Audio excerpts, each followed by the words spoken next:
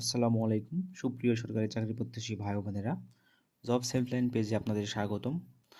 আমরা আজকে স্বাস্থ্য সহকারী পরীক্ষার পূর্ব প্রস্তুতি নিয়ে আপনাদের সাথে আলোচনা করব। স্বাস্থ্য সহকারী পদটির সুবিধা সবথেকে বেশি চাকরির জগতে, যেমনটা আপনাদের নিজ বাসা থেকে, নিজ বাড়ি থেকে, নিজ গ্রামের বাড়ি থেকে চাকরিটা করতে পারবেন এবং আপনার পদায়নও নিজ এলাকায় হবে। বেতন গ্রেডও অনেক ভালো, 16 গ্রেডের একটা চাকরি যেটাতে ইনক্রিমেন্ট যুক্ত হবে এবং নবম জাতীয় পে স্কেল চালু হলে এটা আপনার প্রায় 35,000, অর্থাৎ নবম জাতীয় পে স্কেল আনুমানিক যেটা আছে সেটা যদি সম্পূর্ণভাবে চালু হয়, 100% চালু হয়, সবগুলো সুবিধা অ্যাড হওয়ার পরে 35 থেকে 40,000 টাকা স্টার্টিং চলে আসবে।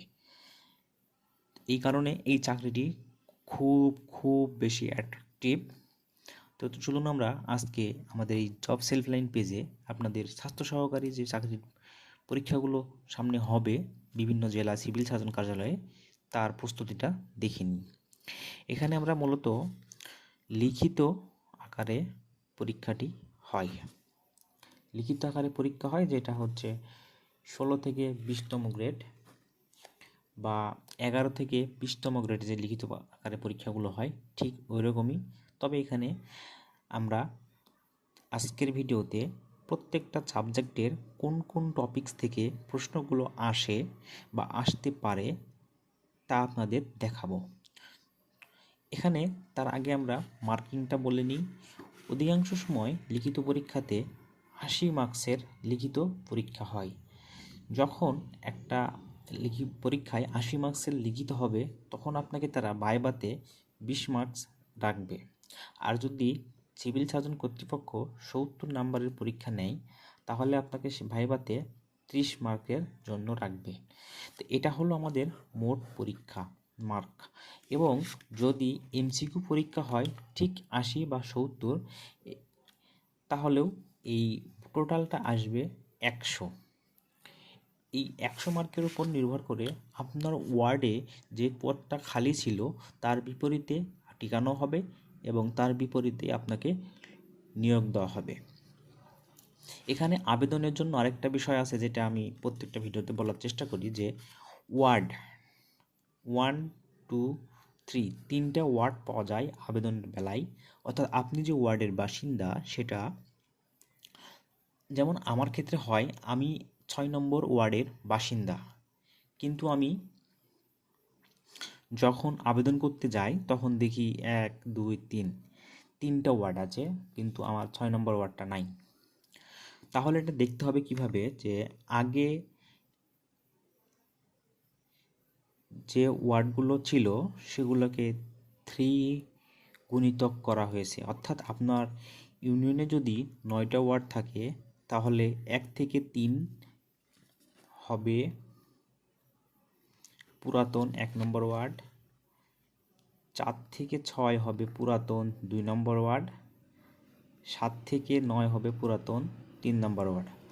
আর যদি 6টা ওয়ার্ড থাকে, 1 থেকে 2 হবে 1 নম্বর ওয়ার্ড পুরাতন, 3 থেকে 4 হবে 2 নম্বর ওয়ার্ড পুরাতন, 5 থেকে 6 হবে 3 নম্বর ওয়ার্ড পুরাতন। এই সিস্টেমে আমরা আমাদের 6 নম্বর ওয়ার্ড ছিল সেখানে ওয়ার্ডটা পূরণ করতে হয়েছে 3 নম্বর ওয়ার্ড। আশা করি আবেদনের সময় আপনাদের এই কনফিউশনটা হবে না। এখন আমরা যদি এমসিকিউ পরীক্ষায় আসে তাহলে কি ধরনের সিলেবাসটা আসতে পারে, বা মাইনাস মার্কিং বা কাট মার্ক। এমসিকিউ পরীক্ষা যদি হয় সেটা খুব রেয়ার হচ্ছে। বিগত পরীক্ষার প্রশ্নগুলো পর্যালোচনা করে দেখা গেছে যে স্বাস্থ্য সহকারী পরীক্ষায় খুব কম ক্ষেত্রেই এমসিকিউ পরীক্ষা হচ্ছে। যদিও বা হয় তাহলে সেটা বিসিএসের যে প্রশ্নটা আছে সেখান থেকে আপনারা বাংলা, ইংরেজি, সাধারণ গণিত, সাধারণ জ্ঞান, জেনারেল সায়েন্স এইগুলো পড়লেই হবে। অর্থাৎ সেখান থেকে শুধু ইংরেজি সাহিত্য এবং মানসিক দক্ষতা প্রশ্নগুলো বাদ দিলেই মোটামুটি হয়ে যায়। অর্থাৎ ওটা বিসিএসটা স্কিপ করেও যদি আপনি প্রিপারেশন নিতে চান তাহলে প্রাইমারি লেভেলের প্রাইমারি শিক্ষক নিয়োগের যে সিলেবাসটা আছে সেটা, অথবা পিএসসির 70 থেকে 80 মার্কসের যে নন গ্রেডের পরীক্ষাগুলো হয় সেগুলা দেখলেই আপনার হয়ে যাবে। এর পাশাপাশি আপনার স্বাস্থ্য খাত সম্পর্কিত এবং স্বাস্থ্য বিষয়ক যে টিকাগুলো আছে সেই টপিকস থেকে আপনাকে পড়তে হবে। চলুন আমরা, যেহেতু 90% সময় স্বাস্থ্য সহকারী নিয়োগ পরীক্ষার প্রশ্ন লিখিত আকারে হচ্ছে, তাই আমরা লিখিত পরীক্ষার সিলেবাসটা দেখে নিব। তো বন্ধুরা, আমরা বাংলার ক্ষেত্রে কোন টপিকসগুলো পড়ব, সে টপিকসগুলো পড়ার জন্য কোন বইটা ফলো করব, সবগুলো আমাদের এই ভিডিওতে বিস্তারিত আপনারা পাবেন। এবং আমাদের এই জবস হেল্পলাইন চ্যানেলটিতে সাবস্ক্রাইব করে রাখলে নিয়মিত ক্লাসের মাধ্যমে আপনাদের সম্পূর্ণ প্রস্তুতিটা সম্পূর্ণ হবে বলে আমরা আশা করি। যেহেতু আমরা 11 থেকে 20তম গ্রেডের চাকরির প্রস্তুতিমূলক ভিডিও করি, সেহেতু আমরা 16 গ্রেডটাকে টার্গেট করি। অর্থাৎ 16 গ্রেডটা যখন আপনার ইজি হবে পরীক্ষার প্রশ্ন, তখন সেটা 20 গ্রেডের প্রশ্ন হয়ে যাবে। আবার 16 গ্রেডের প্রশ্নটা যখন কঠিন হবে তখন সেটা 11 থেকে 12-13 গ্রেডের প্রশ্ন হয়ে যাবে। অবশ্য প্রশ্ন কঠিন হবে না সহজ হবে, প্রশ্ন তৈরিকারী কর্তৃপক্ষ এবং প্রতি পদের বিপরীতে কতজন প্রার্থী চাকরি পরীক্ষায় অংশগ্রহণ করছে তার উপর নির্ভর করে। তো চলুন আমরা দেখে নিই যে বাংলায় আপনাকে কোন কোন টপিকস পড়তে হবে। সেটা হলো সন্ধি, সন্ধি বিচ্ছেদ যেটা বলে, সন্ধি বিচ্ছেদ আপনাকে পড়তে হবে। এক কথায় প্রকাশ, বানান, বাগধারা, বিপরীত শব্দ, সমাস, কারক।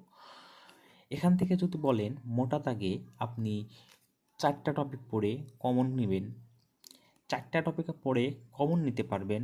হয়তো আপনার 3টা কমন আসবে, হয়তো আপনার 4টাই কমন আসবে, কিন্তু আপনি কেন রিস্ক নিয়ে পরীক্ষার হলে যাবেন? এটা তো পাশের পরীক্ষা না, এটা হচ্ছে চাকরির প্রস্তুতিমূলক পরীক্ষা, অর্থাৎ ফাইনাল পরীক্ষা। যেই চাকরিটা আপনি 30 বছর পড়ে খাবেন, তার জন্য আপনাকে সবগুলো টপিকসই পড়ে যেতে হবে। আপনি এখান থেকে হট টপিক পড়ে যেতে চাইলে সন্ধি পড়তে হবে, বাগধারা পড়তে হবে, বিপরীত শব্দ পড়তে হবে এবং এক কথায় প্রকাশ পড়তে হবে। এবং কর্তৃপক্ষ চাইলেই আপনাকে যে কোনো টপিকটা দিয়ে দিতে পারে।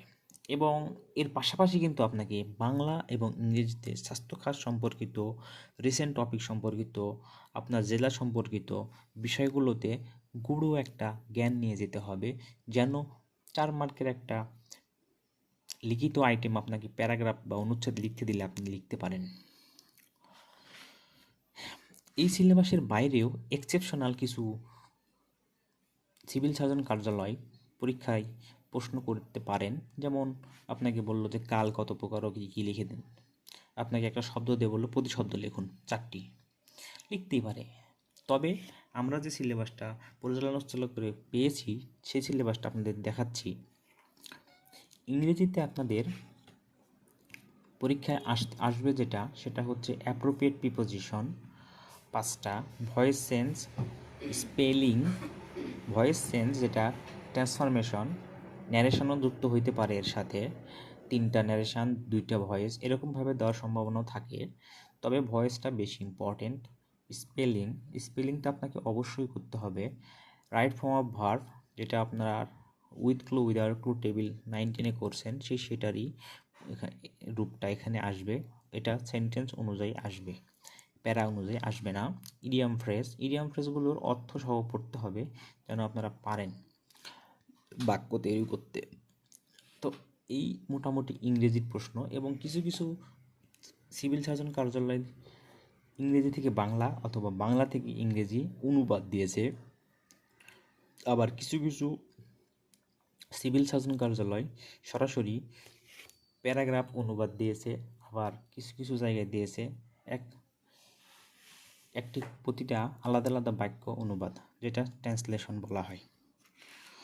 তো আপনাদের সেভাবেই প্রস্তুতি নিয়ে যেতে হবে। এর পরবর্তীতে আমরা গণিতের যে অংশটুকু আছে সেটা আমরা অবশ্যই শতকরা বিষয়ক যে অঙ্কগুলো আছে সেগুলো করতে হবে, সুদ বিষয়ক যে সরল সুদের অঙ্কগুলো আছে সেগুলো করতে হবে, অনুপাতের অঙ্কগুলো করতে হবে, বর্গ ও ঘন মান নির্ণয় সম্পর্কিত সকল অঙ্ক করতে হবে, লসাগু গসাগুর অঙ্ক করতে হবে, পিতা পুত্রের অঙ্কগুলো করতে হবে, অর্থাৎ বয়স সম্পর্কিত অঙ্ক।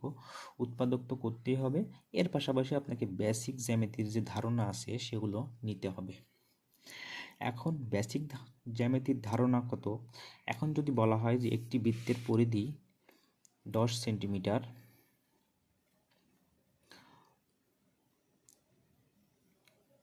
তার ব্যাসার্ধ কত? এটা আপনাকে নির্ণয় করা জানতে হবে। 2πr সমান 10 সেন্টিমিটার, আপনি এখান থেকে ব্যাসার্ধ বের করে নিন। এবং সর্বশেষ টপিক যেটা থাকবে সেটা হচ্ছে সাধারণ জ্ঞান। তো সাধারণ জ্ঞান আপনাকে কি পড়তে হবে? স্বাস্থ্য খাত সম্পর্কিত যে গুরুত্বপূর্ণ আপডেট থাকলে, বিশ্বে কোনো সংক্রমণ থাকলে আপনার পরীক্ষার সপ্তাহে বা পরীক্ষার মাসে সেগুলো আপনাকে জানতে হবে। মন্ত্রণালয় সম্পর্কিত যেহেতু নতুন মন্ত্রিসভা গঠিত হয়েছে সে বিষয়ে জানতে হবে। এবং টিকা বলতে আপনার যত ধরনের টিকা বাংলাদেশ সরকার দেয় সব ধরনের টিকা সম্পর্কিত তথ্য জানতে হবে, নিজ জেলা সম্পর্কিত তথ্য জানতে হবে, এবং বাংলাদেশের ইতিহাস অবশ্যই জানতে হবে। আপনার জেলাটা কত তারিখে স্বাধীন হয়েছিল সেটাও জানতে হবে, এবং আপনার জেলা কত নম্বর সেক্টরে ছিল, sector commander, sub sector commander, সকল তথ্য আপনাকে জানতে হবে। তো এই হলো আমাদের সিভিল সার্জন বা স্বাস্থ্য সহকারীর যে পরীক্ষাগুলো হয় সেই পরীক্ষাগুলোর একটা প্রস্তুতিমূলক আপনার সাজেশন। এখান থেকে ফলো করলে আশা করা যায় যে 99% আপনারা কমন পাবেন, এক্সেপশনাল কিছু অংশ থাকবেই। যদি লিখিত পরীক্ষা না হয়ে এমসিকিউ পরীক্ষা হয় তাহলে আপনাদের এই ধরনের সিলেবাসগুলো থেকেই বা টপিকগুলো থেকেই প্রশ্ন আসার সম্ভাবনা অনেক বেশি, এবং সেটা আপনারা প্র্যাকটিস করার জন্য পিএসসি নন ক্যাডারের যে 70 থেকে 80 মার্কসের প্রশ্নগুলো পাওয়া যায় বা রিসেন্ট সাব সলিউশন এমসিকিউ যে পাওয়া যায় বিগত সালের প্রশ্ন, এগুলো ফলো করলেই হবে। আর যদি একবারে 100% প্রিপারেশন নিতে চান তাহলে আপনাদের বিসিএস সিলেবাস ধরে আগাইতে হবে। এখন অনেকের ভয় থাকে এই গণিত আমরা কিভাবে লিখিত গণিতগুলো করব সে বিষয়ে একটা উৎকণ্ঠা কাজ করে।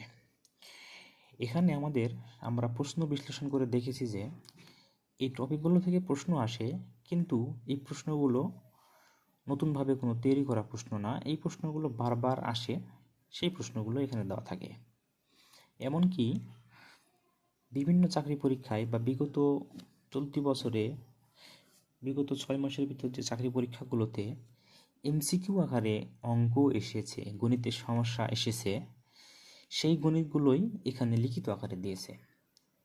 অর্থাৎ এমসিকিউতে যে অঙ্কগুলো বারবার চর্চিত হয়, পরীক্ষায় আসে, সেই অঙ্কগুলোই কিন্তু এইভাবে আপনার স্বাস্থ্য সহকারীতে লিখিত আকারে দেয়। যেমন অনুপাতের একটা অঙ্ক আমরা যদি বলি যে বালি 1% আছে, 4% মাটি আছে, বা গম এবং জবের যে অঙ্কগুলো, এই অঙ্কগুলো হুবহু দিয়ে রাখছে, এমসিকিউতে দেয়, সেই অঙ্কগুলো স্বাস্থ্য সহকারীতে দিয়ে রাখছে ফরিদপুরে। তো এই হলো আপনাদের গণিত ভীতি দূর করার একটা উপায়, যে আপনারা ওই অঙ্কগুলোই বারবার করবেন, দেখবেন, তাহলেই হয়ে যাবে। আর আশা করি আমাদের চ্যানেলের সাথে থাকলে আপনারা সেই অঙ্কগুলো পাবেন, এবং সেই অঙ্কগুলো করলে আপনাদের গণিত ভীতি দুর্বলতা দূর হবে। এবং আপনাদের এই স্বাস্থ্য সহকারীর যে সম্পূর্ণ প্যাকেজ 80 মার্কস বা 70 মার্কস বা 100% প্রিপারেশন, ভাইবা সহ সকল বিষয়ে আস্তে আস্তে ক্রমান্বয়ে ক্লাস আসবে।